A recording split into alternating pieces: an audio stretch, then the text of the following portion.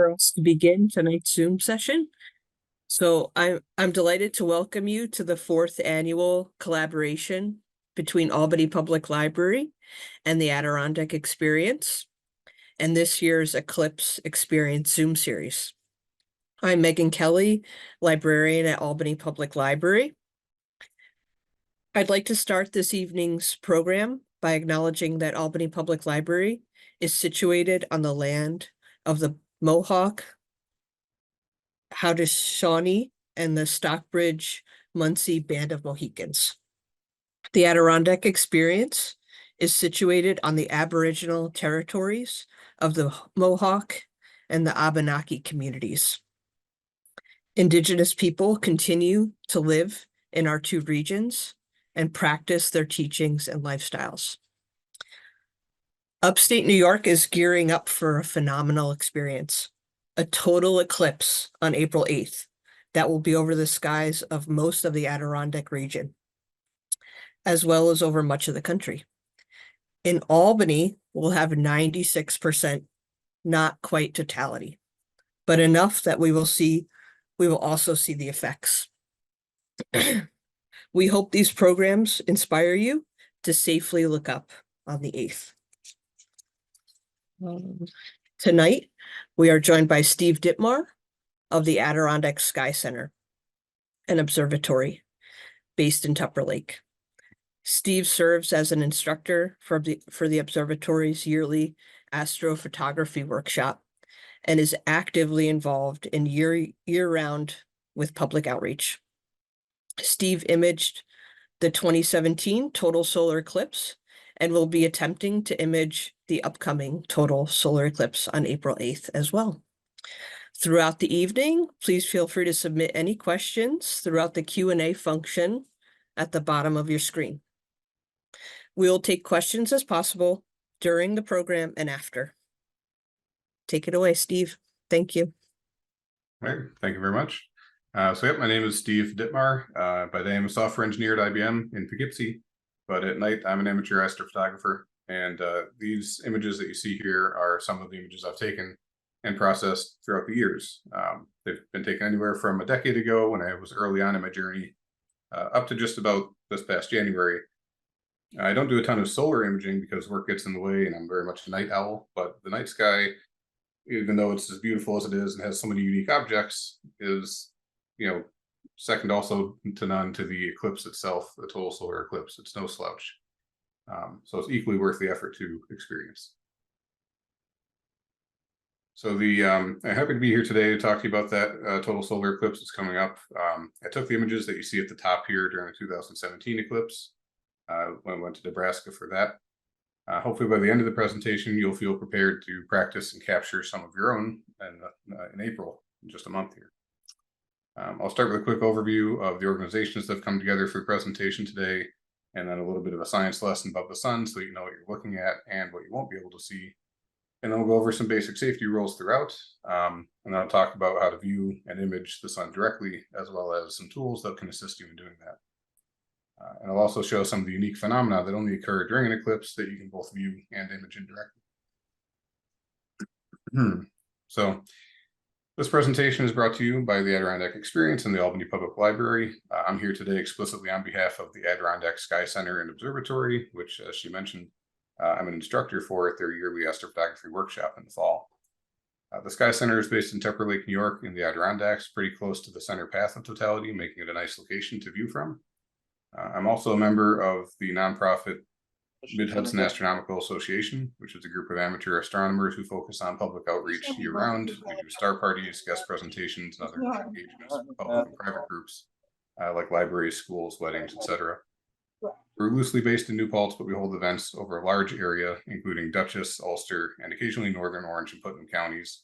And we have members and guests at our star parties at the Lake Taconic State Park, everywhere from Albany to New York City. So I'd encourage you to check out all 4 of these websites when you have a chance later on to learn more about what we all have to offer. But first, I'm just going to talk a little bit more about the Adirondack Sky Center, since they do have a weekend of events for the upcoming eclipse. It's a not-for-profit organization since 2001 that is looking to make the universe accessible to everyone, not just astrophysicists.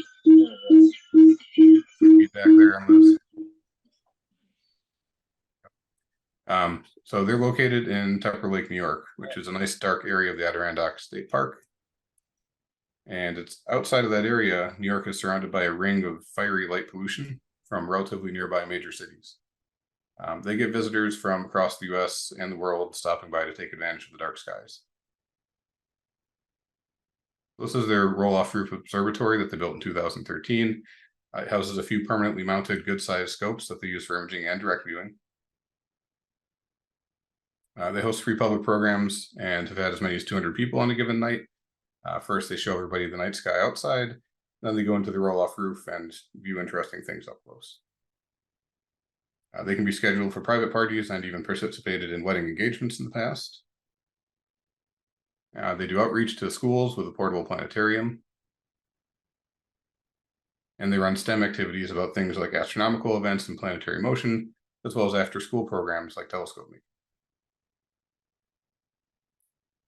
On the first Thursday of every month, they have the Cygnus series of guest speakers like NASA scientists. It's currently on pause as they prepare for the eclipse, but it'll be starting back up after that passes. So their keystone event is the astrophotography conference that was mentioned earlier. Attendees of all ages and experience can walk away improving their skills and expanding their knowledge. It's unique in that you get several days of lectures, hands-on experience, and one-on-one assistance while surrounded by 20 to 30 other astrophotographers who also readily help each other.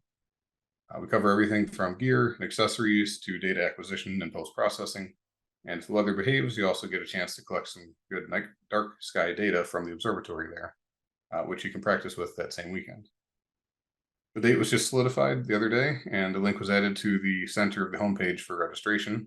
If you plan to attend the Northeast Astronomy Forum in Suffern, New York on the weekend of April 19th, you can also find the Adirondack Sky Center booth and ask all sorts of questions there and sign up there as well. But otherwise, it's adirondackskycenter.org, and you can sign up ahead of time if you want.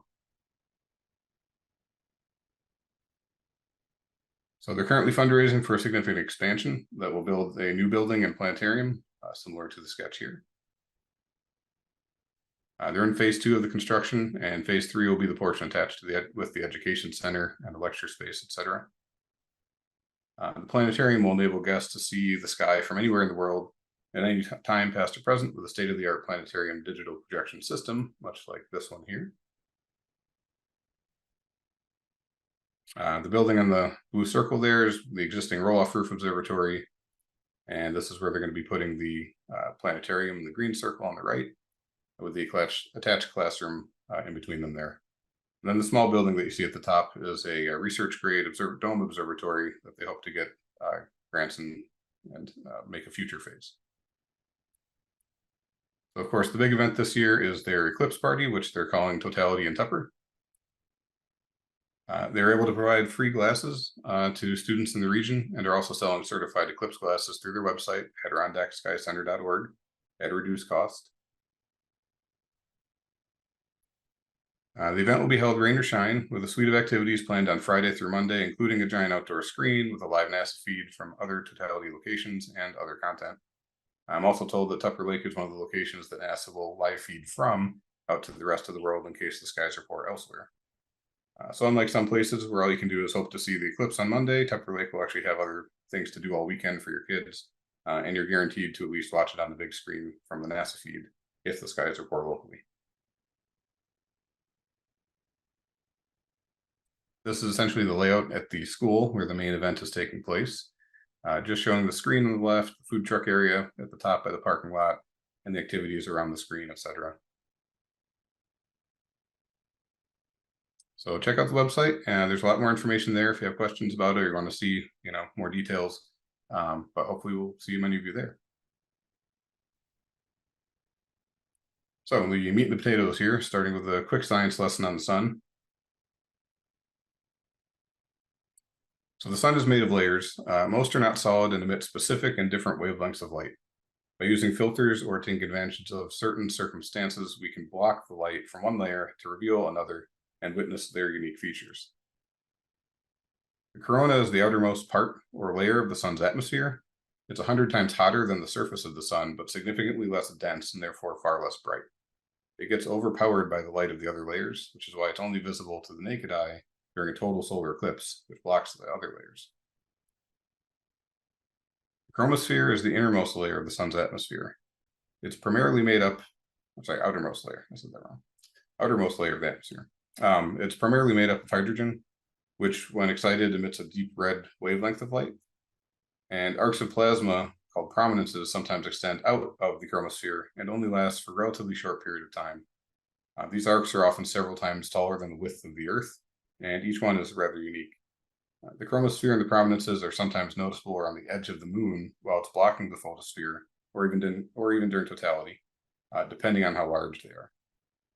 We can also use specialized solar hydrogen alpha filtering equipment to block everything other than the hydrogen alpha's deep red wavelength of light, even when the sun's not eclipsed, to be able to view those features. And then the last one is the photosphere here, which is considered the visible surface of the sun, even though it's still a layer of plasma gas and not a solid surface. It technically resides beneath the chromosphere.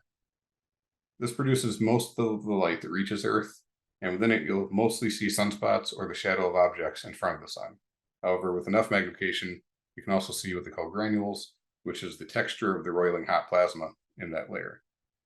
This is visible to us with the white light filters like what's in your solar glasses. The reason people travel halfway around the world and drive for hours is for the corona. This part of the eclipse is the only part that's safe to view for your naked eye without any protection. If you've never seen it in person before, it may be one of the most unique things you'll ever witness, and in my opinion, it lives up to the hype. My image here doesn't do justice to what your eye will be able to resolve. And if you're outside the path of totality, like in Albany, if you have the ability, it's worth trying to get into the path. It's even if you're just going to park on the side of the road for something like that, it could be worth seeing this difference, because even a 99% totality is 100% different from full totality. But whatever you're able to do is worth seeing, because even the partial eclipses, even up to 99%, is really cool to watch. But be prepared for heavy traffic. Plan ahead for food and bathroom breaks if you're going to try and get into that totality path. Some people even say to bring extra can of gas in the trunk just to be safe, because there's going to be a lot of traffic. Or be willing to wait a few extra hours for the crowd to really disperse on their own before you try and hit the road, and make sure you get there early for the same reason. So why is the total solar eclipse unique and special? Well, as I mentioned, outside of the path, if it's even 99% partial eclipse, it's still 100% different of an experience. So what you see in this image is basically a 99% eclipse. Obviously, that's quite different from the one I showed you before.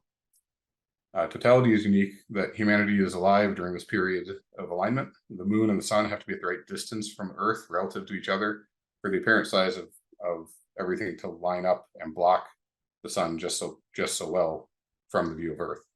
The moon has to essentially be round as well, and none of these factors are trivial in our solar system. They call it a syzygy, the alignment of these objects, and that actually won't last forever, because the moon's orbit is slowly but measurably and constantly getting further from Earth at a rate of about 1.5 inches a year. So many thousands of years from now, the moon will actually be too far away to fully block the sun, and you'll never have a total eclipse in that manner on Earth again. If humans are still around, they would only be able to see a partial solar eclipse.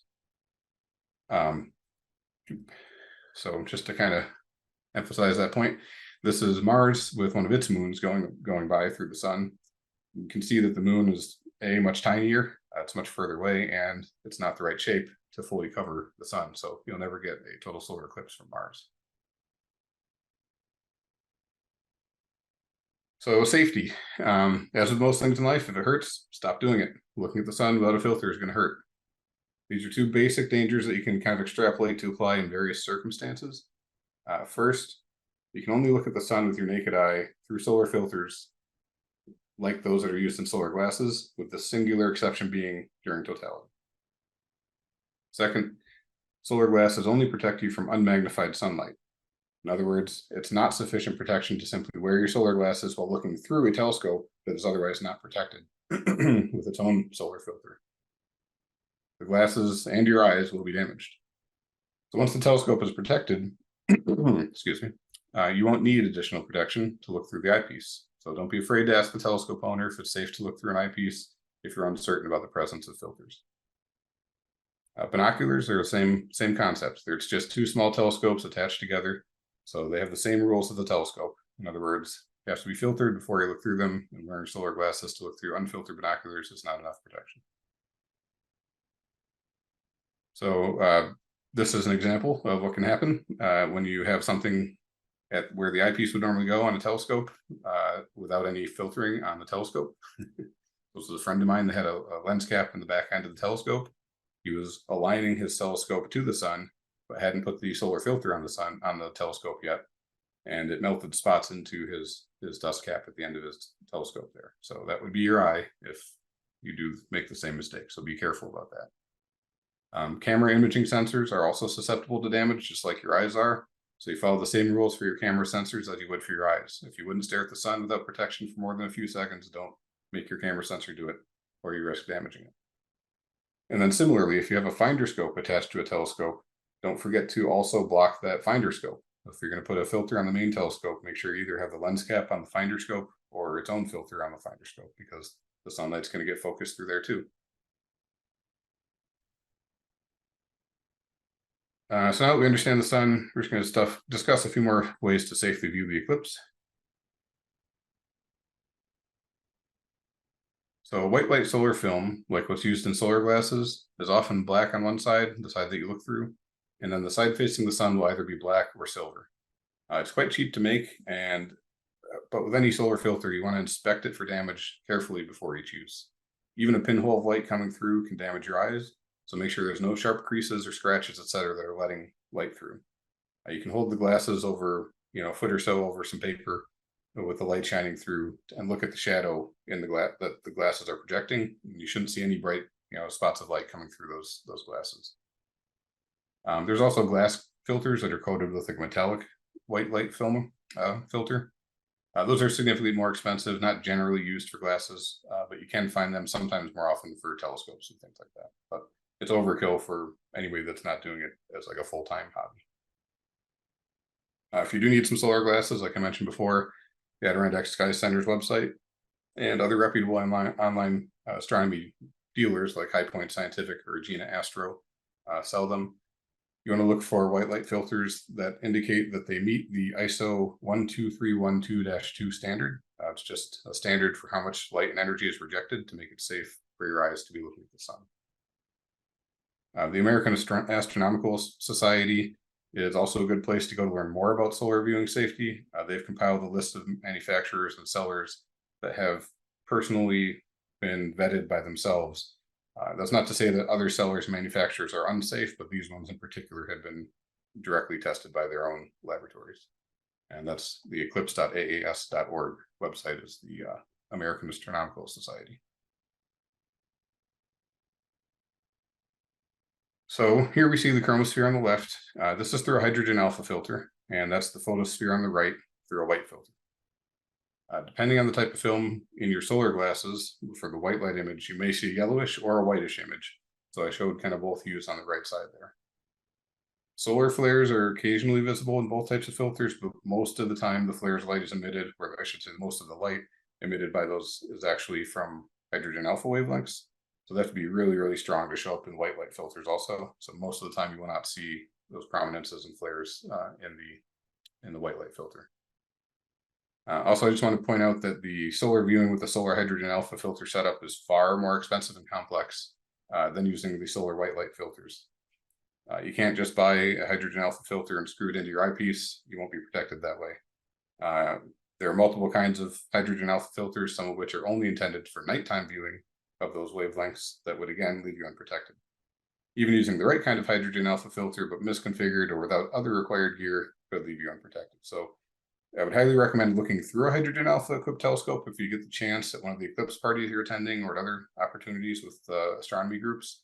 It is really neat to see the prominences and those arcs of gas and plasma, but I would not necessarily recommend them as your first venture into solar astronomy. Another option is solar binoculars. They're just like regular binoculars, only they're tinted with that filter on the front that's a permanent filter, and so they can only be used for viewing the sun. They can be a little tricky to use at first because you can't easily just scan the sky looking for the sun. You won't see a single thing until the sun's in your field of view. But the trick is to face the sun look down toward the ground, put the binoculars up to your eyes, and then just slowly pan upward, lift your head upward until you run into the sun. That makes it easier to find it. You can also get slide-on filters that will convert any existing telescope or binoculars into solar-safe ones. These are pretty cheap. They use the same film that your solar glasses use. And the one pictured there actually can be put onto multiple sizes of telescopes, which makes them kind of convenient. So you don't have to buy a separate size for each scope or binocular you may have. You do have to just make sure you get one that's the right size for your size of binocular or telescope to start with. They also tend to fold flat, the ones on the right there, so they can be easier to travel with, which is kind of nice. So the eclipse itself, they have what they call contact points. It's basically the start of the phases of the eclipse. Usually they consider there to be 5 phases. Some people don't consider totality to be one of the phases, but basically each point at which the edge or the limb of the moon's disk touches another edge of the sun's disk is considered a contact, and that's the start of the next phase.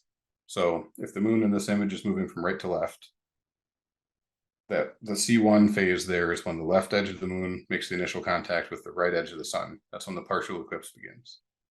The second contact point is when the moon is almost fully covering the sun, and the left edge of the moon touches the left edge of the sun. This is when something called Bailey's beads and the diamond ring effect occur, which we'll talk about later. That's just starting into totality. Then you have the point of max totality when they're perfectly centered over each other. It's fully obscuring the sun behind the moon. And then the third contact point, as the moon is sliding off of the sun, that right edge of the moon makes the initial contact with the right edge of the sun. You may again get some Bailey's beads and diamond ring effects there. The total eclipse is technically ending there. And then the fourth contact is when the right edge of the moon touches the left edge of the sun, and that's when the partial eclipse ends.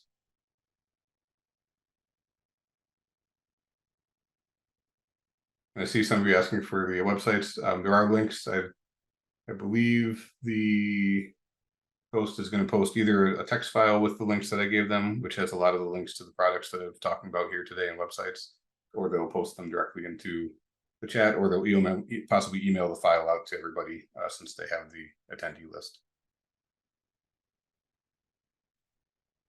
So going on real quickly about the safe viewing, when do you need the filter, when don't you? Very simple. If you're in totality, you don't need any filters. Any other time, any form of partial eclipse, you have to have the filters on. So relating them to the contact points, contacts 1, 2, 3, and 4, you need to have your sunglasses on, your filter glasses on, sorry. And then only for the totality, and you look at it with your direct vision. So now we're going to discuss a projection trick that was documented as far back as 400 BC in China called pinhole projection. It allows you to see how the eclipse is progressing as well as large sunspots and solar transits without looking directly at the sun. In most cases, you can easily take pictures of the projected image. So pinhole projectors are super easy to make, at least the basic version. They're very portable, very simple, and more than whoever is holding it can actually look at the projected image. You literally just take 2 index cards or thick pieces of paper, poke a small clean hole in one of them with a push pin or a small nail. And the smaller the hole creates a smaller but sharper image, so you can kind of play with the size of the hole that you use, or make multiple, and then you'll get multiple casted projected images. Basically, what ends up being projected through that hole is the exact shape of the sun. It's a little not obvious when you're just looking at a full disk of the sun because it's this round hole, round sun. It's hard to tell, is that really showing me anything? But when it's an eclipse, you'll actually get the shape of the eclipse. So you'll be able to see the crescent in the phase that it's in as you're viewing it. The next step up from that, so you can have fun with these, like I said, having multiple holes. So if you use something that has holes already, like this colander, it projects a whole bunch of pinhole projections of the eclipse, and you can see that it's got it looks like about a 40–50% eclipse in that shape there. You can use it also to have a pattern of holes where it might create a message. So these people used it to create August 21, 2017 in the last eclipse. And that one you can see the eclipse was at probably about 80%. Or you can even create images if you're really good and patient. I've never tried this. It looks it would probably take a lot of thought, but it did come out pretty cool. Apparently this was done at the eclipse viewing in Egypt at one point. So it's a pharaoh's head.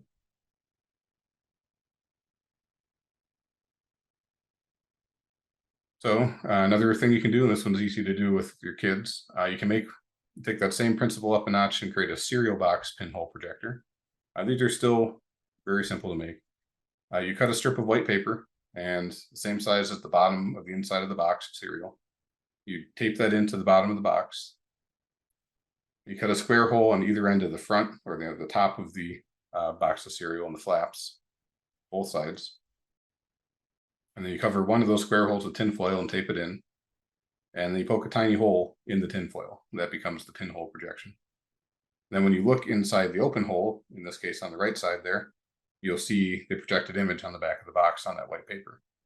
And when you use it, you just stand with your back to the sun. So the sun's kind of shining over your shoulder. And use one eye to look into the cereal box with the uncovered square hole over your shoulder facing behind you. With the tinfoil covered hole being over your shoulder behind you. So it's easier if you use your left eye to look through the box, have that aluminum part on the left side of your shoulder. If you use your right eye, have it over your right shoulder. That way your head's not going to get in the way. Another version of this is what they call optical projection. It's basically the same thing as pinhole projection, only there's some lenses in there in the hole. In this case, it's a telescope. They're a little more complex to build, but it could be a good project for like an adult with a patient teenager. The projected image is much larger, as you can kind of see here. This was the MHA had one when we had a partial eclipse in Poughkeepsie just a couple of years ago. So you can see stuff when it's larger like that. You have a better chance of seeing sunspots, or if it's a small transit, like when Mercury is crossing the face of the sun, you'll be able to see that easier because the image is going to be projected larger. The process for this is a little more complicated to try and go through in a slide or two, so I'm not going to, bore you with that, but you can simply search online for how to build a sun funnel, or look on the American Astronomical Society Eclipse website, eclipse.aas.org that I mentioned before.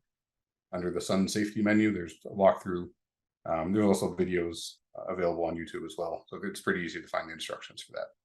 But the gist is that you alter the narrow end of a funnel to fit over an eyepiece, and then you stretch some rear projection screen fabric or a few layers of shower curtain vinyl onto the wide end of the funnel, and that's what's going to catch the projection. And then that eyepiece just slips into the telescope. Now, the one catch is they say you really should only use it with refractor telescopes, which is the telescopes that have only lenses, and not so much with reflector telescopes with mirrors. It sounded like primarily because you could heat up and maybe damage the glue that holds the secondary mirror on in a reflective telescope. If you don't know what that means, it doesn't matter. They're just saying stick to the lens, lens type telescopes only, not mirrors. The other thing is you have to use an eyepiece that's not a cheap eyepiece also. It has to be solely made of metal and glass. Any eyepieces that have plastic could be damaged. So if you try to make sure you test it out ahead of time before the eclipse, make sure you can get the projected image in focus and that kind of thing. So unique phenomenon to observe during the eclipse besides the sun. So there's several things that occur during an eclipse, and a few will have you looking at the sun itself, but others involve how the sun's image or light is projected down here on Earth. And for those, you can safely image them without any filters. So pinhole projection we talked about just a moment ago. The same thing naturally happens through something like a tree where it's got lots of leaves and it forms basically tiny holes, tiny gaps in between all the leaves where the light's shining through them. And then it ends up projecting all these pinhole images of the solar eclipse, in this case, on the side of a house. So if you have a tree nearby when you're watching the eclipse, take a look around for the ground and maybe structures around you to see if you've got any cast pinhole projections like this. Shadow bands are particularly faint and hard to notice in a photograph like this one. They're a little more obvious when you're looking for them in person. They're basically slight variations in the brightness of the sun due to turbulence in the atmosphere, interfering with the relatively dim light of an almost eclipsed sun. They only become obvious for a minute or two before and after totality. The effect sort of reminds you of looking out over an asphalt parking lot on a hot day and seeing the waves of hot air kind of distorting what's behind it. except in this case, it's just lines of brightness and dimness, and it's not a temperature related thing. They aren't the most exciting thing to see your image in my own opinion, but if you're going to try and see them as they're heading into totality, just be absolutely certain you don't miss that one amazing moment when the eclipse transitions from a sliver of a crescent into actual totality, just because you're busy looking down on the ground. And also keep in mind that you'll have a chance to look for these shadow bands after totality ends instead, without the risk of missing something coming soon after it. If you want to try and image them, you might try to set up a dedicated camera to record the video of a flat, evenly colored surface like foam boards or a broad patch of dirt, etc. That would make the exposure kind of lower because you're looking for dim changes, but faint details basically on a bright surface. But mind your histogram, and you can find a good medium in there, I'm sure. So the diamond ring and Bailey's beads, which I mentioned before, this is part of what you're likely to miss if you're looking down for the shadow bands, because right as totality is about to begin, these things occur. So at that C2 contact point, when the left edge of the moon is about to hit the left edge of the sun, you end up with the majority of the sun disappearing down to seemingly a single bright point of light on one side of what looks like a ring of light, kind of like you see here. This was my image from 2017. So soon after that, the light breaks up into Bailey's beads, where the only light getting past the moon is going through the deepest craters and valleys along the edge of the moon, and then the lunar surface in between them is getting in the way and blocking the rest of the photosphere's light that previously was coming all the way around the moon. It turns those light through those craters individual points of light instead of them being connected as like one bright spot. Very quickly after that, you end up with totality. Additionally, you might notice that there's some red fringing around parts of the edge of the moon before and after totality, and that's the deep red hydrogen alpha light from the outer chromosphere peeking past the moon when the direct super bright light of the photosphere is finally completely blocked. That often only lasts for a moment as well. You may see red arcs and spikes at that time too, which are those prominences coming out of the chromosphere. And then once the moon moves and covers up the chromosphere, we hit the complete totality, and the faint wispy corona is finally visible around it.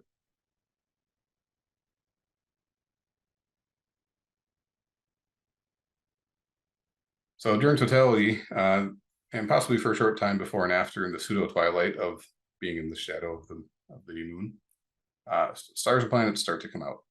It's not unheard of to see Venus and Mercury in the daytime at certain times of year, but during the time of the eclipse, in this case, you will also likely see Jupiter. You have a chance to see Mercury just above the moon. You can see the yellow arrow in the center there. Excuse me. Given a sufficiently low horizon from your location, without tall trees nearby, etc., you may even have a chance to spot Saturn and Mars. They're kind of low.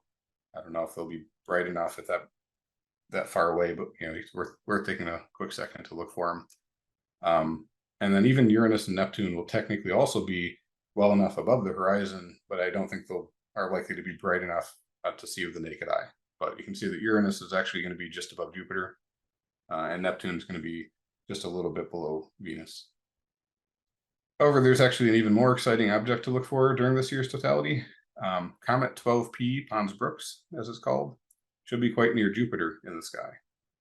So if you see in kind of the center left there's Uranus, Jupiter, and then just to the right, there's a crosshair with a dot in it. That's the comet 12P Brooks at 3:26, so right during that totality window. It's expected that its current magnitude is actually bright enough to be faintly visible during that time, but it's also getting closer to the sun between now and when it reaches its closest point on April 21st, and comets tend to get brighter as they get closer to the sun. So if we're lucky, some ice jets will spout off in a day or two leading up to the eclipse and make it stand out even more. It could be a really cool shot with the comet and an eclipse like that. Not to mention Jupiter being nearby too. A camera shooting a slightly extended exposure may have a better chance to make it out because those tails on the comets tend to be very faint.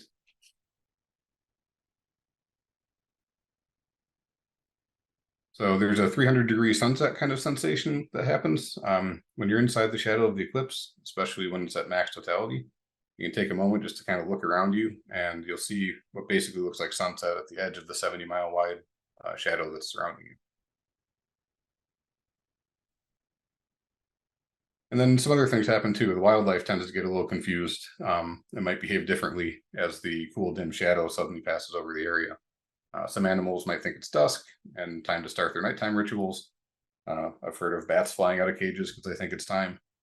Others might just freak out a bit and act strange because it seems odd to them. And the temperature often gets noticeably cooler pretty quickly within the shadow, dropping by as much as like 10 degrees.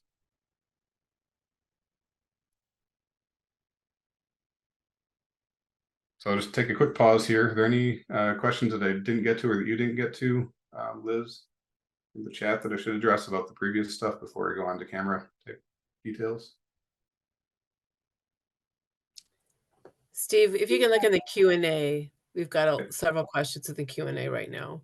Okay, let me scroll back here a little bit.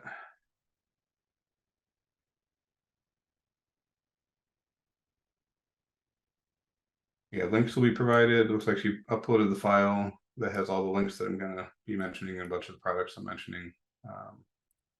So totality, the length of totality, as Liz mentioned, does depend on your location. If you're down in Texas or a little south, like closer to the Mexican border, I think that's kind of like the peak length of totality down that way, which I think comes in around 4 minutes and 4.5 minutes or so. And that's if you're on the center line of the eclipse path.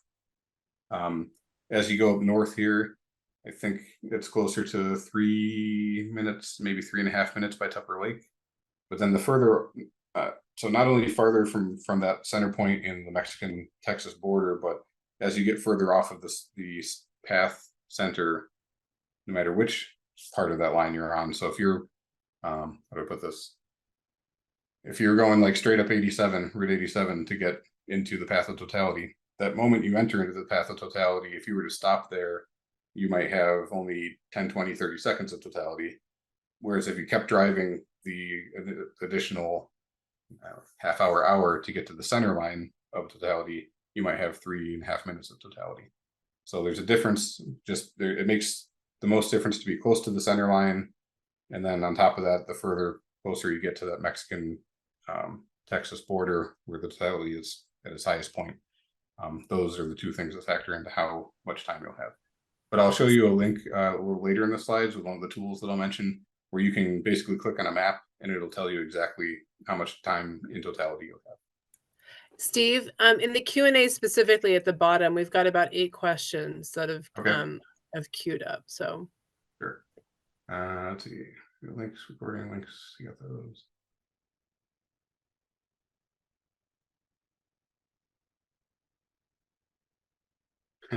That's, you won't see a 360-degree sunrise. It's really just the effect of having that shadow where you're going to see the sun basically reflecting off the earth at the distance. So you could probably call it a sunrise or a sunset if you want. It's really just that shadow in the sky, and then it seems as if the sun is on the horizon, but it seems like it's on the horizon all around you instead of just being to the west when it's setting, or just to the east when it's rising like it normally would.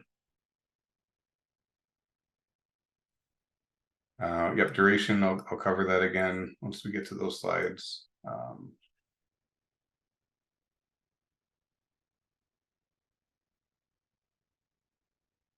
List of the projects.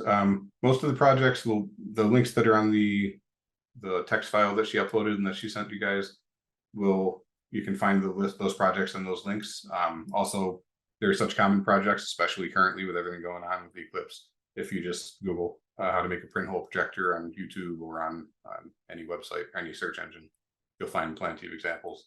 But they are one of the sets of links that I have in there is the DIY project and other solar eclipse resources. There's three URLs in there that you can find those type of instructions on the 3 sites that I mentioned in that category.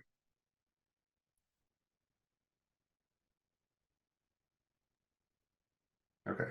Let me help you with the question. We've got a few questions here, so I'll start at the top. Okay. The first one is, what is the historical probability of a clear sky in the Adirondacks for eclipse day? Well, the last 3 years I've heard it's been good. It is also the Northeast, and in general, the Northeast in April is a wily animal. So actually, I'll just bring it up a little bit. Let me just jump to the slide real quick here, and I'll come back. But The one that I was going to show you that I was talking about with the duration, this one here. So this is the timeanddate.com website. They have an interactive map, and you can see this shows the path of totality. It's a zoomable map, so you can zoom in to wherever you're going to be looking from. And one of the features, once you zoom in, you can click on a spot and it'll pop up that destination's information. And the reason I mentioned that in relation to your weather question is that one of the things that they show right now is the average cloud cover since 2000 in these locations that you're clicking and checking on. And then as we get within 2 weeks of the eclipse, they'll actually show forecast information as well. This was the 2 slides for Tupper and for Albany. And you can see that Tupper, because it's 100% eclipsed, also has the additional information of the duration of totality, so 3 minutes and 31 seconds, as well as the time of maximum totality, 3:26 and 13 seconds. Whereas Albany is not going to be fully eclipsed, so it does not have that information. So Tupper Lake is showing a 76% chance in theory of cloud cover since 2000. As I mentioned, the last 3 years, I believe I was told on that date, it was actually clear.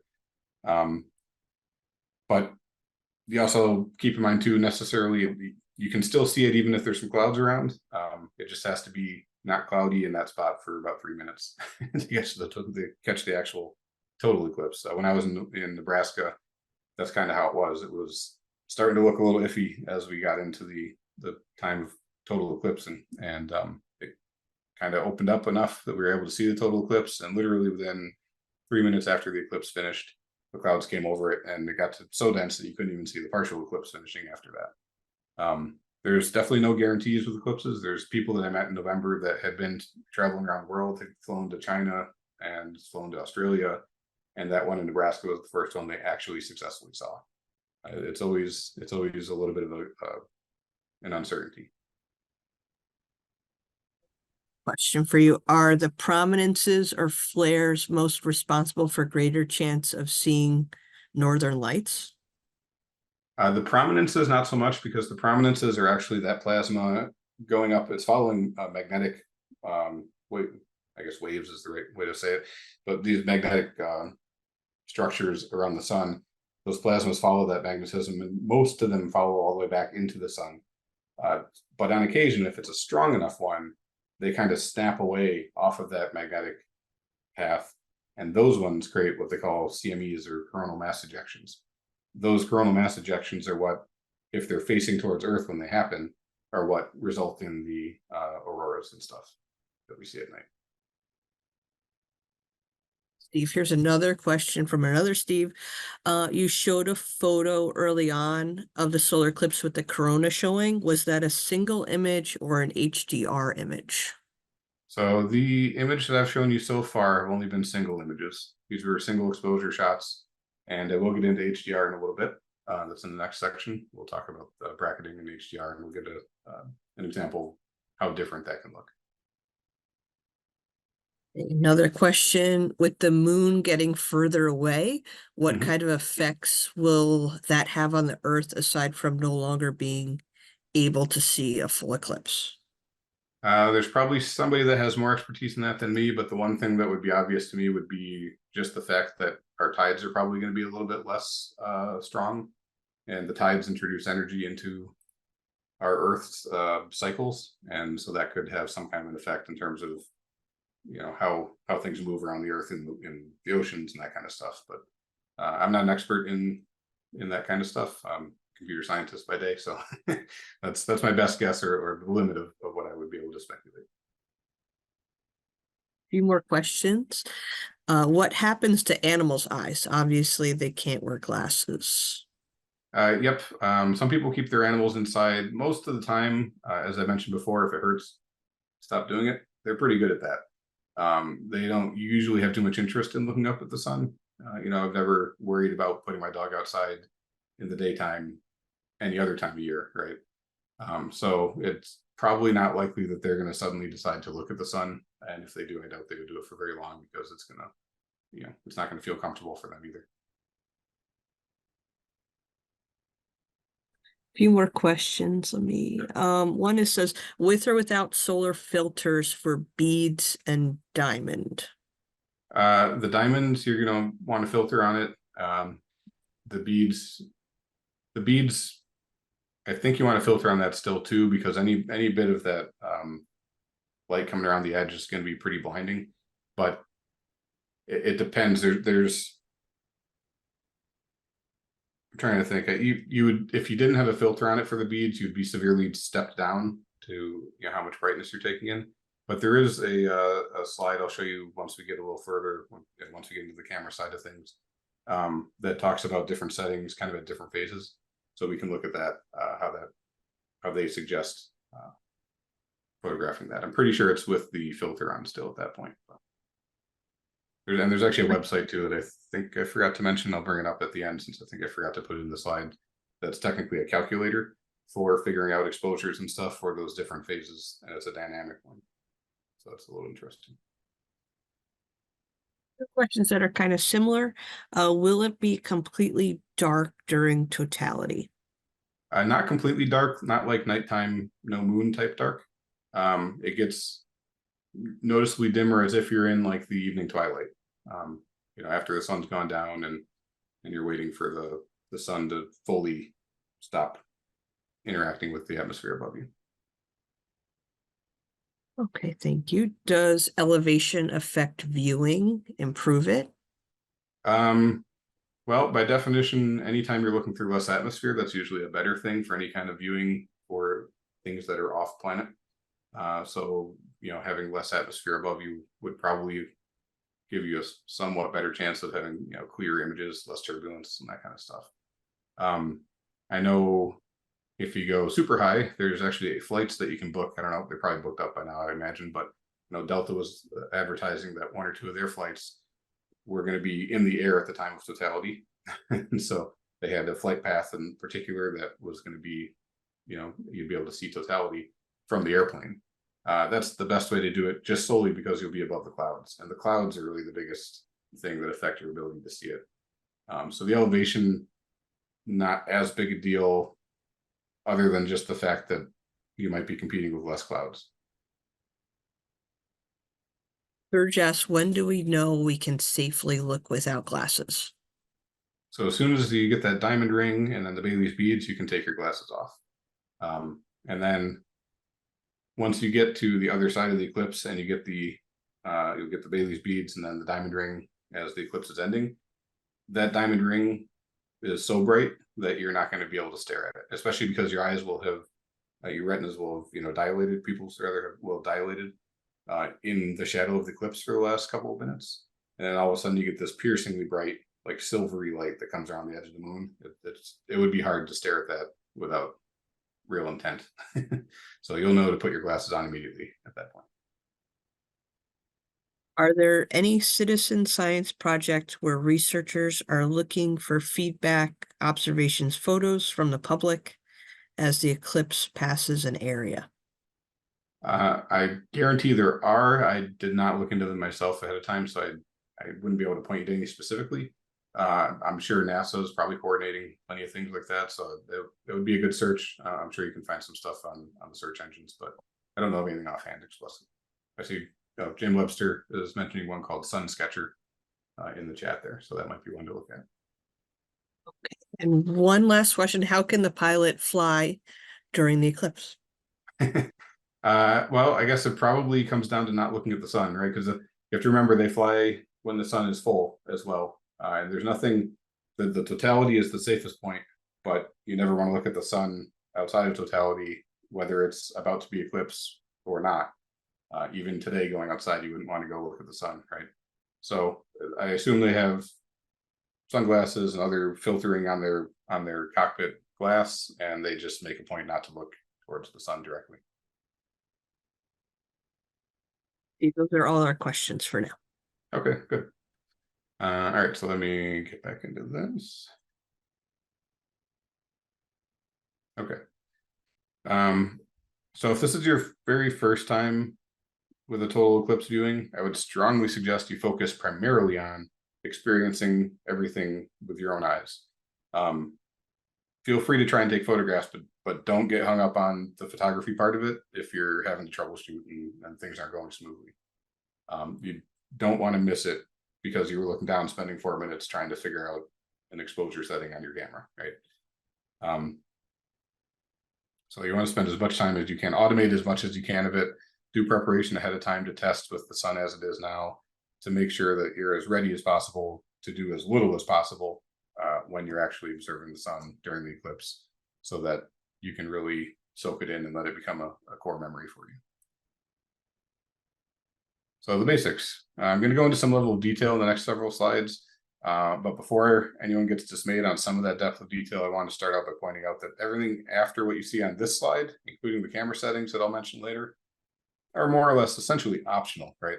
They're going to be, you can take with these 3 items, shots of the sun in all of its phases in auto mode, and assuming you remember to take off the filter during totality, you can walk away with some decent and memorable pictures that will suffice just fine for the vast majority of people, especially for your very first time.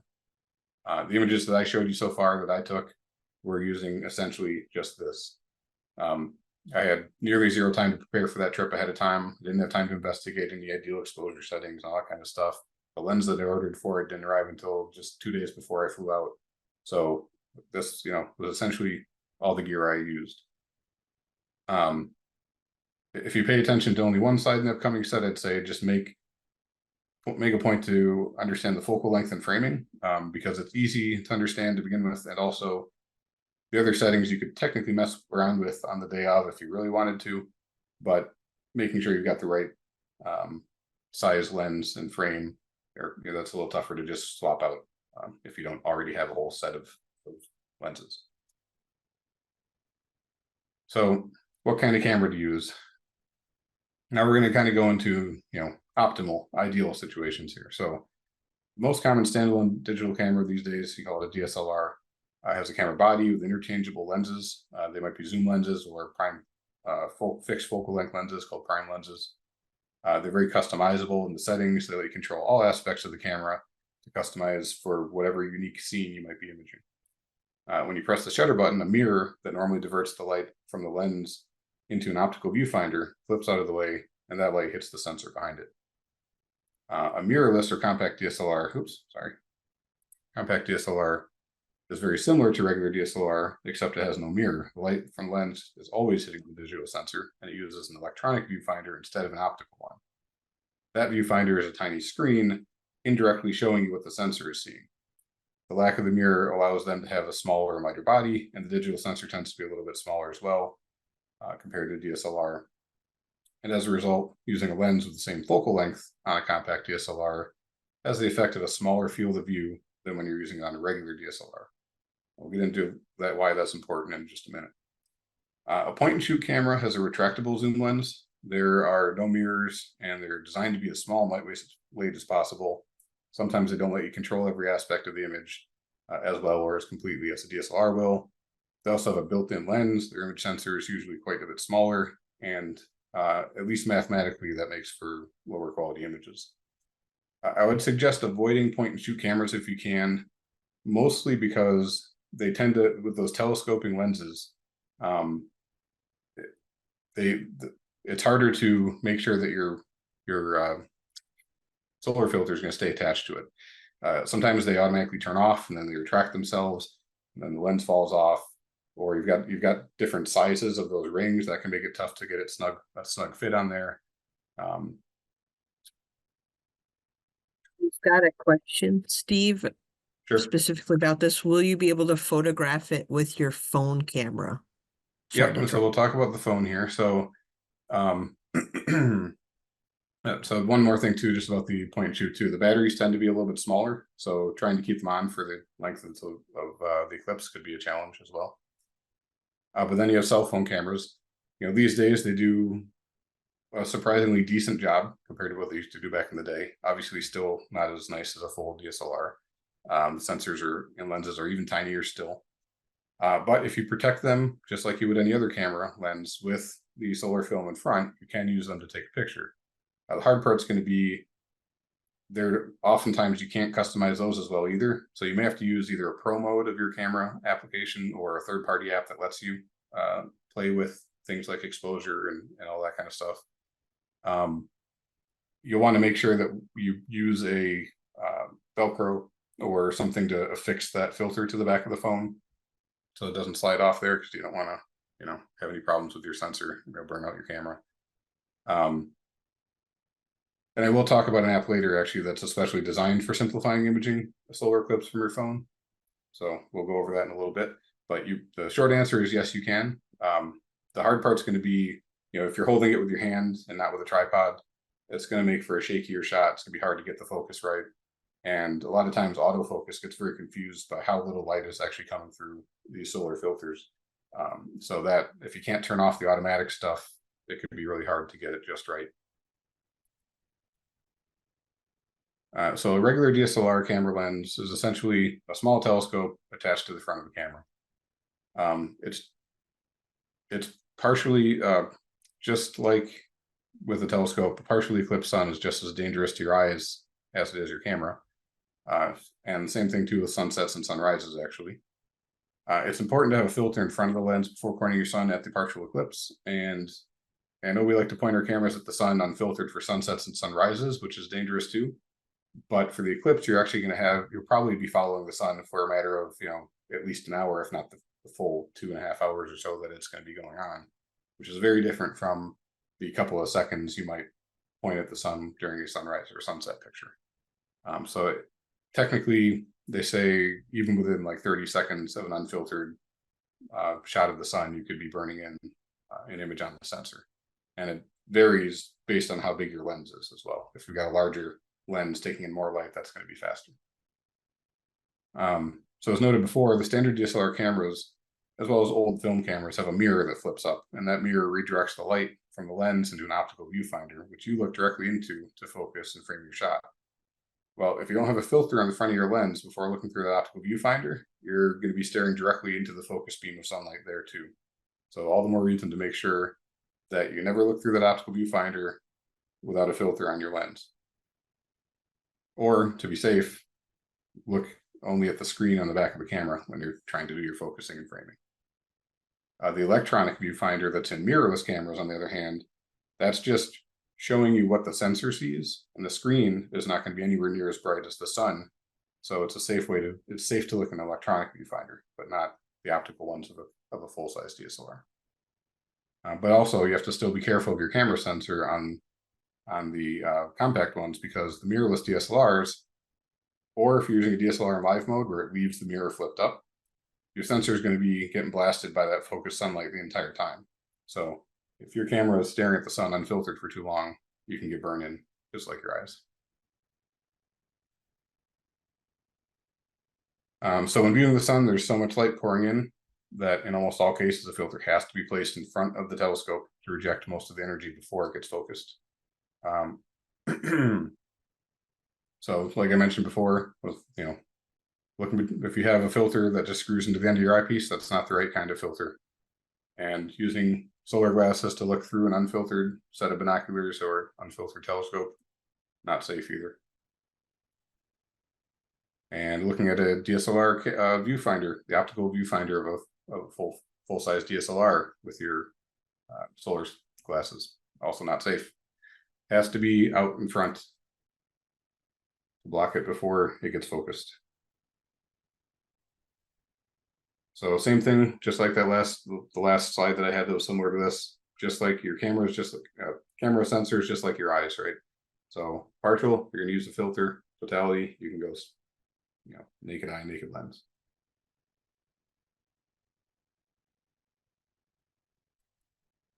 So we're gonna talk about some camera settings here and the framing that I mentioned before. This will just be some guidelines and also some resources to hopefully get you into the ballpark. But every eclipse is a little different. Every camera is a little different. Skies can be a little different depending on if you got some high level clouds or not. So, you know, not to mention just the camera sensitivities and lenses can all be different. So you may need to tweak a little bit, but this will hopefully just kind of get you started as a place to you know, start playing with when you practice in the next couple of weeks here. Because you can work out a lot of this ahead of time by just taking images of the current sun. So the key thing to remember with focal length is to leave room for the corona. The sun and the moon are about 1/2 degree across in the sky, and the corona will likely be 4 or more times that width, edge to edge. So it fluctuates because we don't know exactly till the day of what the corona is going to look like. But don't think that you need some super long telephoto lens to capture this, because if you're zoomed in and you've got anything, well, if you've got the full disk of the sun and that's all you can see, you're going to miss basically the entire corona. And for most people, that's not what they're shooting for. If it is, then that's fine. That's a different slideshow. But we'll go over kind of a rule of thumb. But basically, my suggestion is you probably don't want to go over 500 millimeters for a mirrorless DSLR for your camera lens length, and 750 millimeters for a full frame. And we'll take a look in a second here at how that frames the sun and why I say that. But again, you can try this out ahead of time and see how the sun's going to be framed in your mirror camera or in your lens camera combination well before the eclipse comes. So just make sure you do that. So we can see here that my picture on the left and the picture on the right have pretty different fields of view, right? My single shot, if you kind of take the center of that for the size of the sun and extrapolate that out to how many sun widths is the width of the corona, ends up being about 3 solar diameters. Well, the other looks like it's about 4 to 5 solar diameters. Okay. So you can see I didn't get nearly as much of the corona as the other photographer did. He did more. He did more to his. Now, he also even has some of the moon in there, which this is an HDR shot, which we'll talk about in a minute. But for my single frame, I was technically probably zoomed in a little further than I would have liked to be if I was going to try and get all of the width of the fainter corona that was extending away from the sun.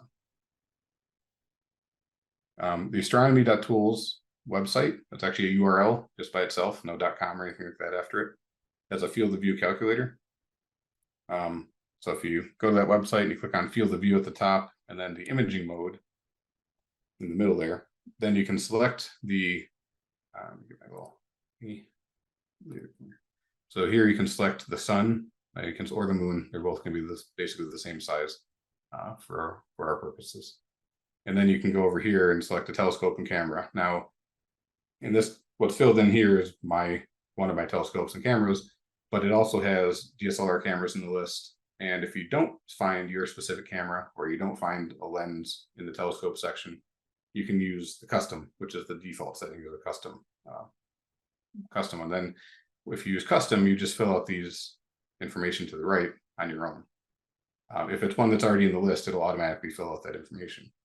But the point of this is just to give us a field of view, an idea of what the field of view around the sun is going to look like, so we understand how much room are we giving the corona in our frame, the frame of our image.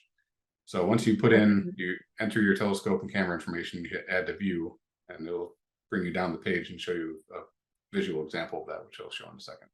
Was there a question? Yeah, we have another question from Steve. Do I need to have my solar filter on to capture Bailey's beads and the diamond ring? Oh, I think I addressed that before, right? Okay. Yeah, we'll look at that in a little bit. There's some calculations for trying to figure those out. The hard part with those two in particular is just that they're kind of quick. So it's just tough to time that kind of, especially if you're going to be adjusting it from your different settings before or after. It's only going to last for a couple seconds. It can be hard to switch to those settings that quick. But we will look a little more into the exposure settings in a minute. So anyway, so if you click to add to view, then the next thing that happens, it'll scroll you down the web page and show you a representation of your sensor around the target that you selected. So this is 4 different examples that I had put in. The smallest one, this light blue one in the middle that says William Optics, that's my telescope and my dedicated astronomy camera. You can see that I'm only leaving room in there for maybe 2 or 3 solar widths around it, which means that's probably going to be too much magnification if I really want to get the full width of the corona. And that's especially true because in this year, we're kind of at a solar maximum, whereas 2017, which are the images I was using as an example, was actually a solar minimum. And so at the solar maximum, you got more activity. You're going to usually have more coronal activity, and I'm expecting to have a wider corona as well for that. If we look at the green and the yellow ones, for that I put in my Sony a6000 camera, and then I just did a custom scope at 300 millimeters and 200 millimeters, as if those were two different lenses I had. And so you can see the difference in how those would frame the sun. And then the last one is a Canon EOS 5D Mark IV camera with a 200 millimeter lens. You can see that's way out there. That's probably bigger than most people care to make it. You're probably hoping to zoom in a little more than that. So you might, in that camera, use a slightly longer focal length.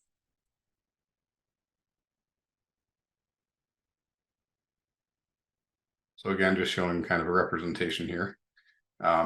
The black numbers are for full frame, the large DSLRs, standard size DSLRs, and the blue is for the crop sensor or the mirrorless DSLRs. 200 millimeter with a full size camera, full size DSLR camera, versus a 135 millimeter lens on a compact DSLR. You're going to get a framing like this, which is too far out. So this is that 200 millimeters I talked about before in the last slide I was showing you. It's kind of you might have corona out there, but you're probably going to want to cut out, get closer in than that. Once you get to 500, and then this one's 1,000, you can see 1,000, you're cutting off edges of the corona whenever they took this particular sample image. So I would probably go less than 1,000, but probably maybe just a little more than 500. So that's why I said my kind of rough estimate would be about 750 for a full-size DSLR. And then the equivalent of that is between 330 and 570, 670 for the compact DSLR camera. So, oh, I'm sorry, I said that backwards. So 500 to 1,000 for the full size. So that's why I said 750 was the kind of max I would go with the full size DSLR. And then 500 was about the max I would go for a compact DSLR.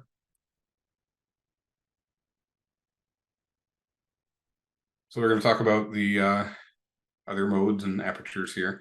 The DSLR's automatic algorithms kind of generally do a fairly poor job at figuring out astronomy scenes, like how to handle very little light coming in when pointing at the dark night sky, or what to do when there's a vast range in highlights and lowlights like you get in a solar eclipse. So in most cases across the board, manual mode is preferred, unless you don't really have a good concept or understanding of how to use manual mode. Then you do what you know how to do, of course. But if you can use manual mode, you're probably going to be happier with your results in the end, because otherwise you're just kind of hoping to get lucky and that it figures it out close enough to what you're actually trying to get it to do in the automatic mode. You don't want to use too wide open of an aperture and lose sharpness, nor too small of an aperture and lose detail. So the general recommendations I've seen online are f8 tends to be a good middle ground, at least as a starting point to play with for a sharp setting, for a sharp image. And because they're very dark shots behind the filters, the suggestion tends to be to use your lowest native ISO. I've seen anywhere from 100 to 200. That's kind of the general recommendation. And some of that preference is to reduce noise.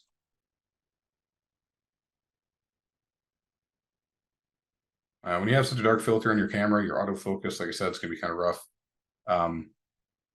The focus won't really change across the entirety of the eclipse because you're photographing the same object the whole time. You might need to make a slight adjustment to it when you take the filter off, because sometimes filters do affect your focal length or your focus point, but you may not even need to, because the films are not not like a thick glass where it's actually diverting the light the way a glass filter would. But the one thing you will be playing with the entire time and frequently between each shot is the exposure setting. And that's just because you're literally, hiding more and more of the sun as the eclipse gets closer and closer to totality, and then revealing more and more of the sun. So the brightness is changing significantly across the entire event. So for that, you want to use your histogram to find a happy spot for each of the frames that you're going to capture. And if you're not familiar with the histogram, the real basic high-level explanation of that is you've got this chart. You can imagine the x-axis representing the brightness from pitch black to pure white, and the y-axis representing how many pixels in your image have that level of brightness. If your chart is butting right up against the left side, you're underexposed, you're letting in too little light, and you need to lengthen your exposure time because you're losing detail in the shadows. Whereas if the chart butts all the way up to the right side, you're overexposed, letting in too much light, and you're probably losing details in the highlights, so you have to use a shorter exposure time. So ideally you want the vast majority of your pixels to be recording somewhere in the middle between pure black and pure white. So this chart is from the MrEclipse.com website. It's a little tough to read on the slide, so I don't expect you to necessarily be able to see it all, but it's, you know, it's something you can look up. It is MrEclipse.com is one of the links that's in the set of links that I had them send to you. But basically, the way this works is, pointer. So over here, you pick your ISO. Like we said, we're probably doing 100 or 200. You slide over to the right to find your aperture, your F number for your aperture. And so we said we were going to use 8. That happens to be right here. And then you just slide down into the next chart. And that gives you the rough shutter speed to start at for each of the events, the Eclipse features that are listed on the left side. Bailey's beads is in there. The chromosphere and prominences are in there if you're going to be, you know, photographing them. That won't be so clear with the without like an HA filter, but for Bailey's beads, you can see that's listed there. So if you were doing ISO 100 and f-stop 8, you would do a shutter duration of about 1/4000th of a second.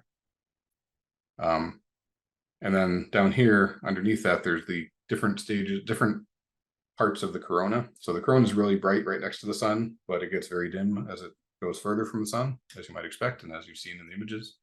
So this is the solar radii, like how far away from the sun you're trying to image the corona with this particular setting.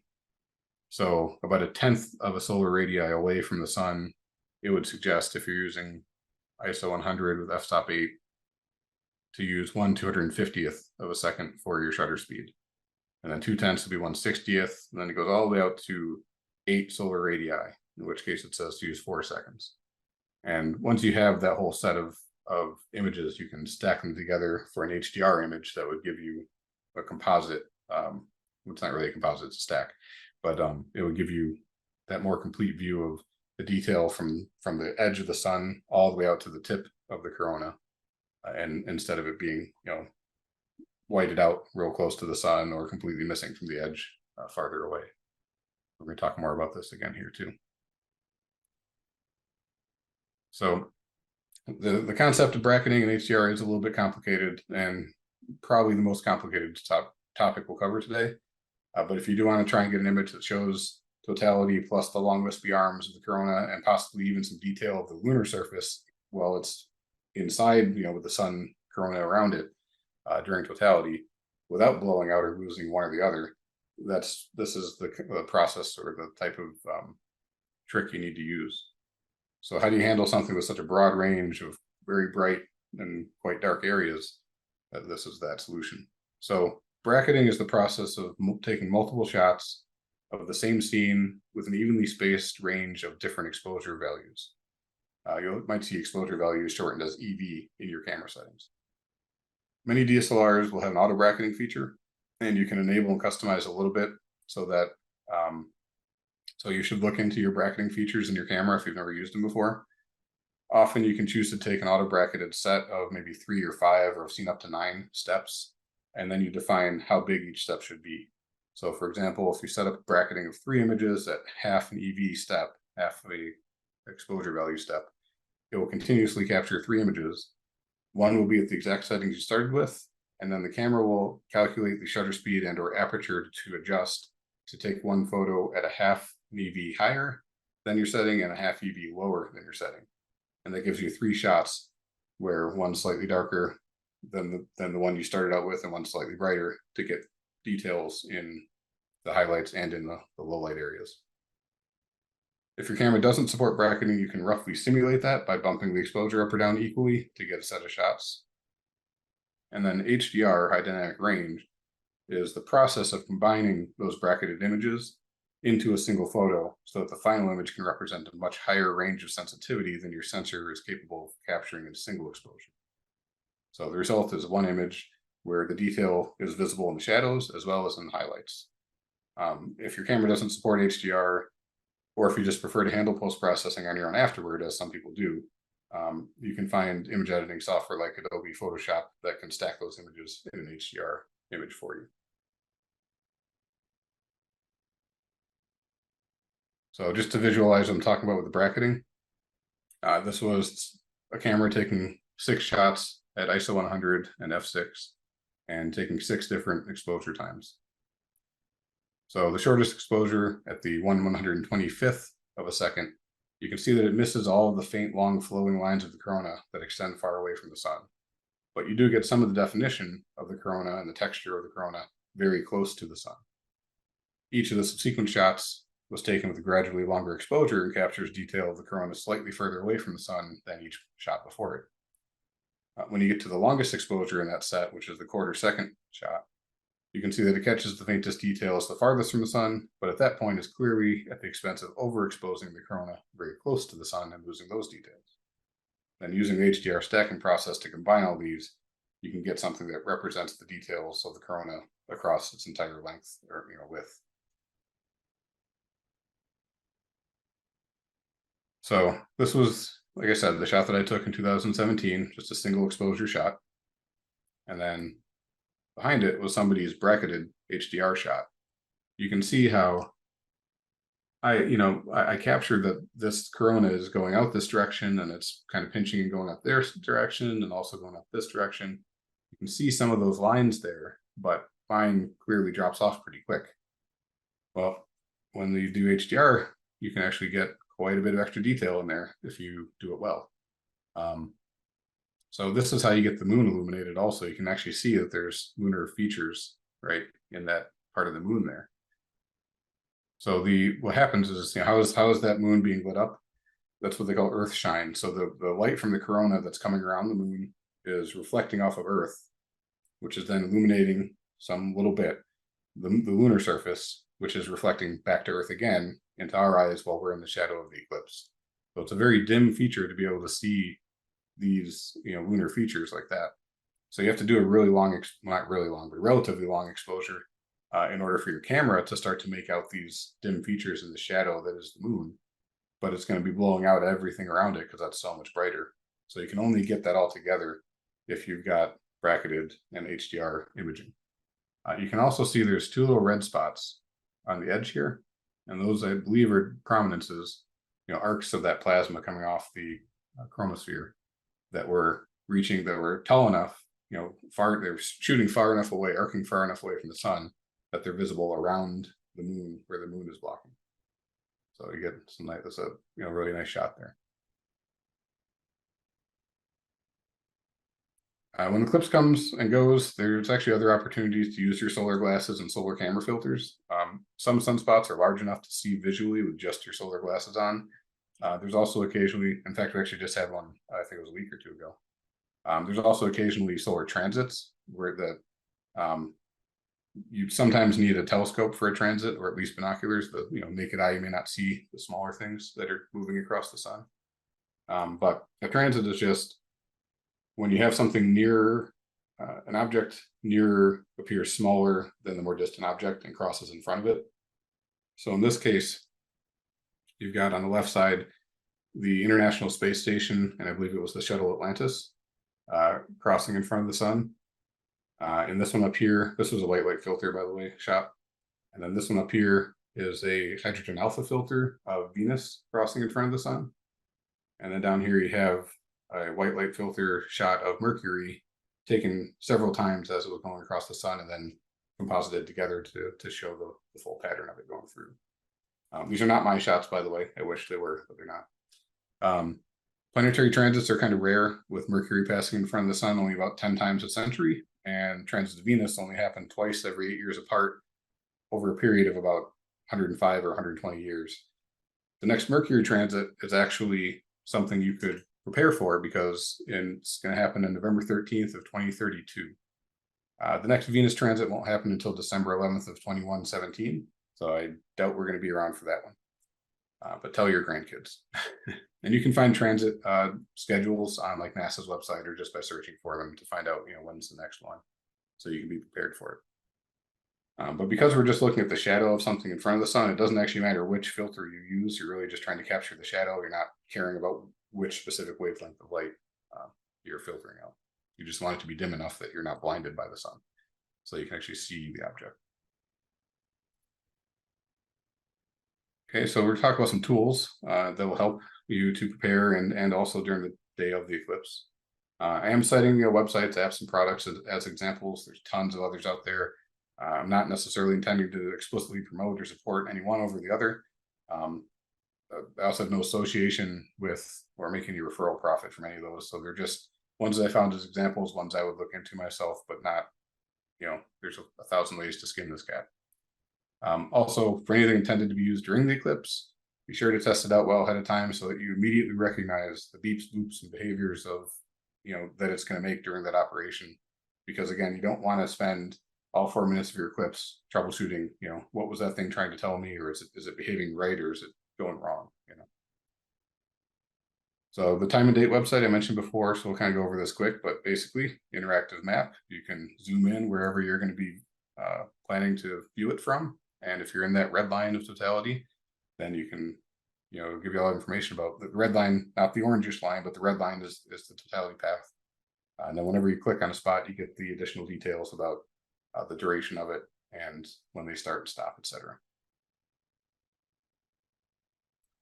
There's a tool called an intervalometer. So one of the things about taking multiple images of the eclipse, you don't necessarily want to have to wait for your camera to stop shaking because you touched it every time. So an intervalometer, which can be either wired to your shutter port on your DSLR or wireless, can control the shutter remotely or on a scheduled pattern if you configure it for that. It's pretty cheap. They're about $20 or so, and they basically just control the shutter. So you can only control how many frames you're going to take, how long the exposure should be for each of those frames, and how long to wait in between each frame that it takes. But you can also do manual shots with them, one-offs usually with a button on the intervalometer. So you avoid having to touch the camera, so you're not gonna have to wait for it to stop shaking. The type of connection for the shutter port can vary by camera, so just make sure the intervalometer that you get either comes with a cable that works for yours or explicitly works for yours. And then some camera manufacturers these days and third-party developers have PC or phone-based apps that can actually connect directly to the camera and control the shutter and often even more other complex features. So some use USB connection while others can communicate wirelessly with it.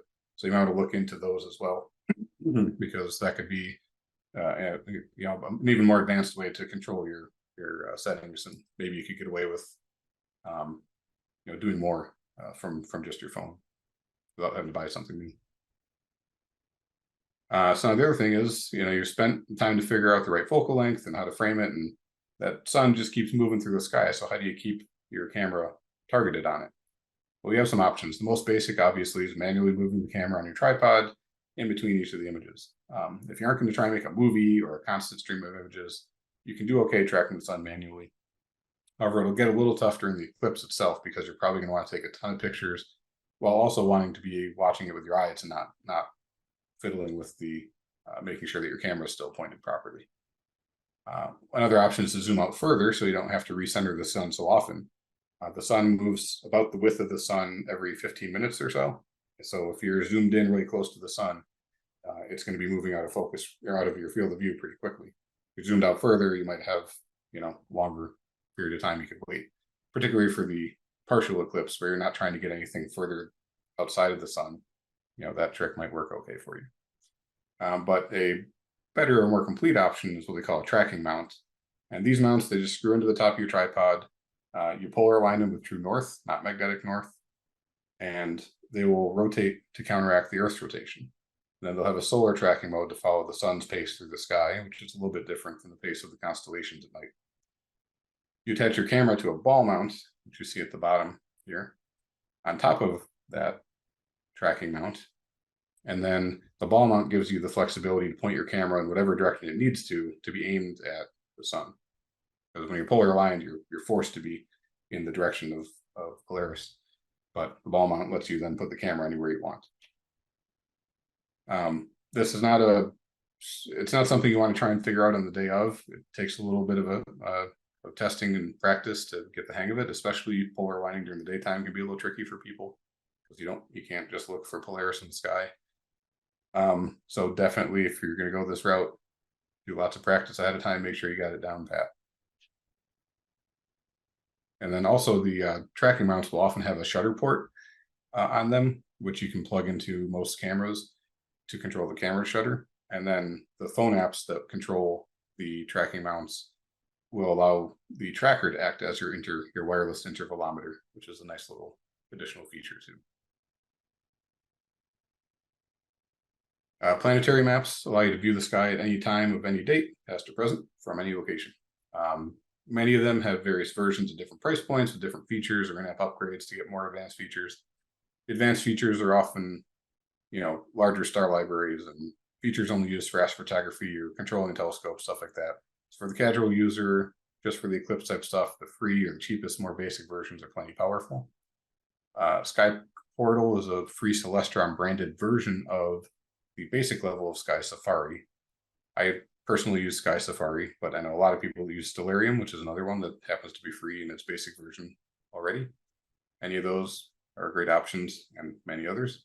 The use of this is that you can tell it where you're going to be, and then you can get an idea of where exactly in the sky it's going to be, so you can maybe make sure that there's not going to be, a tree right next to you because you're setting up in a field, but it's towards the edge of the field, or something like that. So you can find out how high will it be in the sky, which direction, and what else might be in the sky around it, like I showed you before with the comet and the other planets. And then when you're done, you can have even more fun using these for the night sky. So Solar Snap app is one I found recently. They actually sell kits. It's sort of intended to go with a kit of 2 solar filters, which they call solar snaps, for your phone, and 2 pairs of solar glasses. And the phone filters have little Velcro dots to stick on the back of your phone to keep them onto to keep them covering your camera safely. They're just, they're white light filters essentially. The app is free in the App Store if you want to try it out. If you want to throw them some money as a thanks because you like it, maybe buy their solar or kit or whatever. But once the camera sensors are protected, it offers 3 modes with simple basic controls for imaging the partial eclipse, totality, and then taking individual photos if you want. The modes offer basic control like zoom, exposure, and focus sliders to kind of simplify the only things you really need to care about and try and give you some pro mode features without all the extra pro mode stuff that you don't want to necessarily futz around with. And then they also support a 3 or 5 step exposure bracketing we talked about before, depending on which mode you're in. So you can see here it says partial photo is the individual photo mode, and then totality mode. Just note that when you're using this and you're holding it up to the sky, if you're not, ideally you'd have it on a tripod, but if you're trying to look at the screen while you're aiming at the sky, try not to just put the phone directly in front of your eyes with the sun directly behind the camera, because you don't want to have the sun periodically finding its way around the phone and hitting you in the eye directly. So try and aim the camera up, but be looking more horizontal to some degree at the back of the screen of the camera of the phone, so that you're not looking directly at the sun. Because you won't be able to see your screen with your solar glasses on, so you can't have both. The website does have some videos that sort of show you how to use it that way. This one's called Solar Eclipse Timer, another phone app. This one is slightly more complex, but it's also not meant to control your camera. It's an automation that's solely to sound alerts and notifications about things that you would observe throughout the eclipse and when to take off and put on your glasses. You can also enable a photographer's mode that disables the observation alarms and focuses on meaningful notifications for eclipse totality imaging.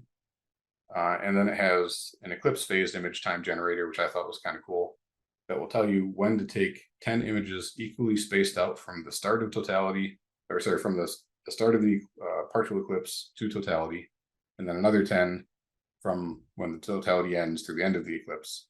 So it makes it really easy to put together a nice looking multi-image eclipse progression mosaic, which you might have seen on some websites where you see like, left to right, you can see it just slowly getting more and more eclipsed. They suggest that you run this on a dedicated separate device that you won't be using for pictures, so you don't accidentally mute it or interrupt an announcement, etc. And it has a test mode in there to make sure that you've got all your your device's settings set up correctly to not accidentally, mute your notifications and stuff. So play with it ahead of time. They do seem there. If I remember right, I downloaded this a while ago, and I'm pretty sure I just paid for the data for this specific Eclipse, but they basically charge, I think that's like $1 or $2, maybe a couple bucks to get the data for the specific Eclipse that you want it to time for you. That's how they make their money on it. So you would have to, I think, pay a couple bucks for the Eclipse 2024 data. This one's called Set and See, which runs only on Windows PCs. It's also an Eclipse timer. It has the ability to control Canon cameras, I think specifically and only. In theory, if you set your camera up on a tracker that follows the sun for you, you can basically press go on this, and the software takes care of all the image capture activity, including adjusting exposure times, etc. The one exception is removing and putting on the filter on the camera lens, but it has an alert to tell you when to do that also. So yeah, something like this, if you have a Canon camera, might be a really good way to give yourself a good chance at capturing Bailey speeds in the diamond, because those things are quick and might require some adjustment to the exposure settings, but you might be able to program it into this so that it would, capture those for you with less effort. And then lastly, when you figure out all the gear you're going to bring and set up, don't give lip service to bringing enough power to actually control it all for the entirety of the day. I did see at the 2017 Eclipse, people run out of battery in their camera before totality even arrived because they were taking pictures, at every stage of the partial eclipse that was leading up to it. So that'd be a big bummer. Most DSLR battery doors have little battery doors within the door, so that you can put a dummy battery in it with a wire hanging out the bottom of it, and then plug it into a DC battery or a battery tank like we see in the image here, or even an AC adapter. That will give you a lot more time than the standard built-in camera batteries. And I found, like with my camera battery, my DSLR, it's in a spot that it's often hard for me I have to basically unscrew it from my mount or from my tripod in order to open the battery door just to put in the battery in. And so that's, cumbersome and time consuming and error prone if I don't, if I don't put it back on just right and it's not aligned properly or something. So these dummy batteries can be a good option. That's what this is up here. And along the same lines, if you're bringing something like a laptop or a tablet, think about bringing a table or something to set it all up on, so you don't just have everything in a pile on the ground in the dirt, the bugs crawling on it or people possibly stepping on it, that kind of thing. So these are all the URLs that were included. I think she's been pasting them throughout, and were in the file that were originally, I think is either being sent out or was posted before. It's just the bulk majority of everything I went over, different apps and different websites that had some of the different gear that I showed you, the solar binoculars, etc.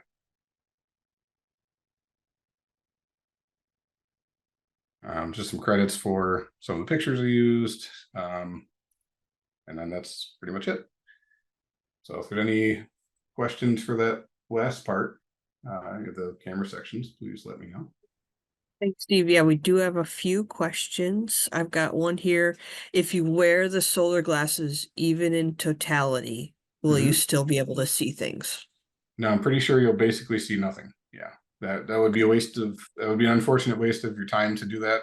Definitely take them off during totality. Okay, here's another question. Can you use aperture priority?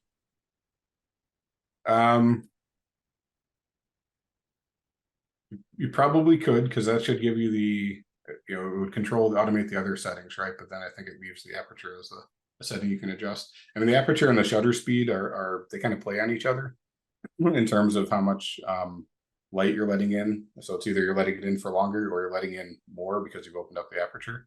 And when you do those EV mode settings for the steps of the auto bracketing, it actually does often make adjustments to both, not just one, to get the right balance of an equal step.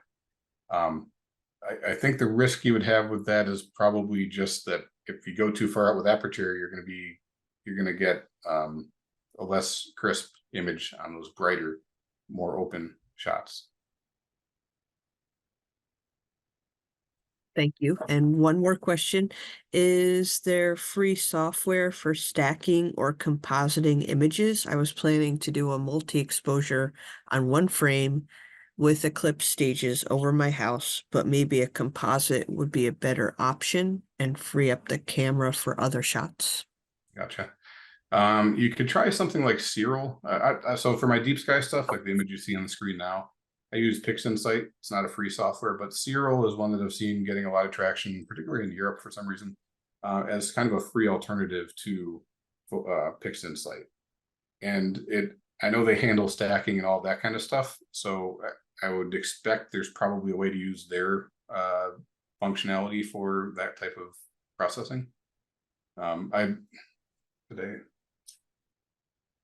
think the American Astronomical Society website, I believe, had some links. Yeah, I think that was one. They had some links. If you go to their website, eclipse.aas.org, had a section on apps and stuff like that. And I want to say I saw an app or two in there about handling images for the sun.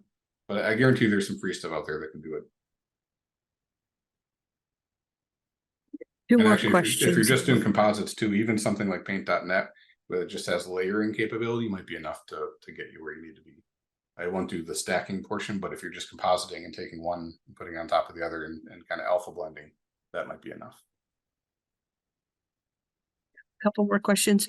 Thomas says, thank you for the nice presentation. Is there a difference in the quality of solar filters for telescopes? Some are cheap, some are quite expensive. Yeah, if you're just talking the white light filters, you don't really need to go super expensive on those unless you're going to be doing this as like a long-term hobby. Then you might appreciate something a little nicer. But the biggest advantage to like the more expensive glass ones with the metallized coating is that they're just resistant to damage. The solar filters that are just the films work just as well in most situations, but they're just very prone to damage because they're just a thin mylar essentially. Unless you're, like I said, if this is the only thing you're going to use it for, this one event, I probably wouldn't bother spending more on them. You and here's another one. Will a strong ND filter be sufficient for photographing before and after totality, or is there a specific filter you recommend? Yeah, if you look them up, you can find ND filters, which are neutral density filters for anybody that doesn't know. They just block the light evenly across the, they don't block any specific color or wavelength of light out. They just block the brightness of light evenly across the spectrum. It's essentially what the white light filters do with the film. The ND, I think you have to go to like 16 or 16 and a half and up to be safe for solar viewing. So I know I've seen some that are ND 16 and point something, and then another one that was like ND 20. So those, yeah, you can get filters that will just screw into the end of your DSLR lens that are ND filters like that. They're usually about like $40 or so.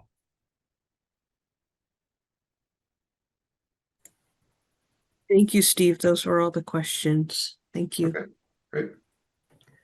Hi, everybody. I'm Cheryl Bronstein, Director of Interpretation at the Adirondack Experience, and I just wanted to say thank you so much. Obviously, there was a ton of information that we went through. I see even more questions and comments coming in. We will try to have a more thorough email follow-up to all of you so that you can get some of the information that Steve presented. We'll make that available again through the recording that should be available by the end of the week, as well as through an email follow-up. So I thank you all. Thank you so much, Steve. This was absolutely fantastic, and we hope to see all of you in the Adirondacks on April 8th. Good night. Thank you.